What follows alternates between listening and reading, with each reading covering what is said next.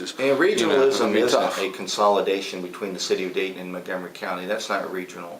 Regional is your Ketterings, your Huber Heights, your Riverside, your Oakwoods, your Inglewoods, everybody come together. I don't see that happening because quite frankly, if you take a city like Kettering, the service that they provide to their citizens is first class. Why would they want to go anyplace else? They can afford it. They can provide the very best to their citizens. Their citizens pay for it, and their citizens deserve it. So I don't see an area like Kettering being interested in regionalization. They might go.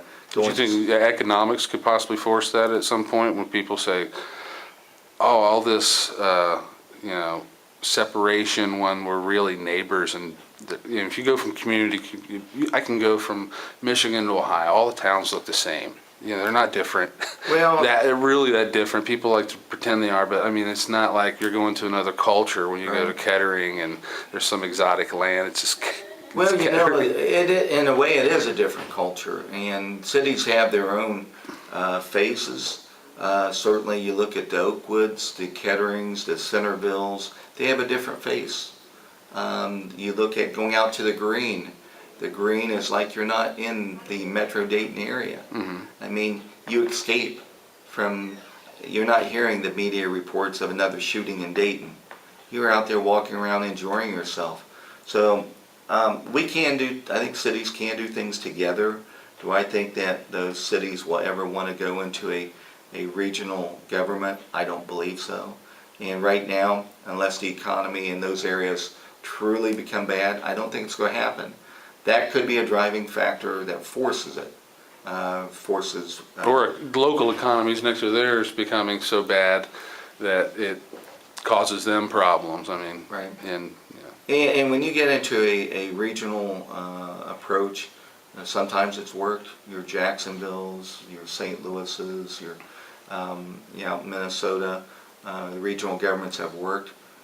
Sometimes they don't work. I don't believe that the government in Indianapolis, the metro there, is working all that well. Certainly when you go down to Louisville, everybody touts Louisville metro government.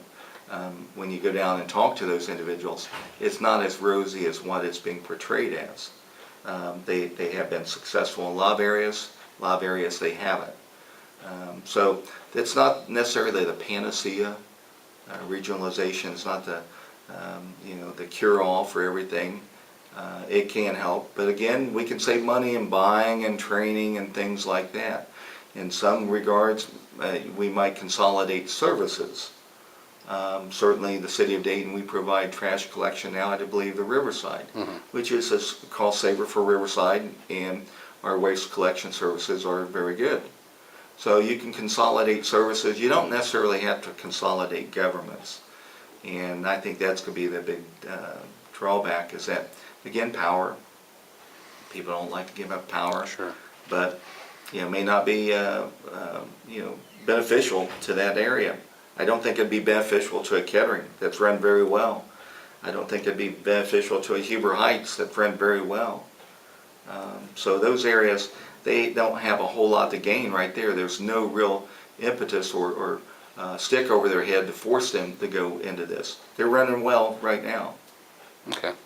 Any last statements? No, I've said about it. Yeah. I'm ready to run for office, I think. All right. Thank you so much for your time. You know Tom and Wade Lawson?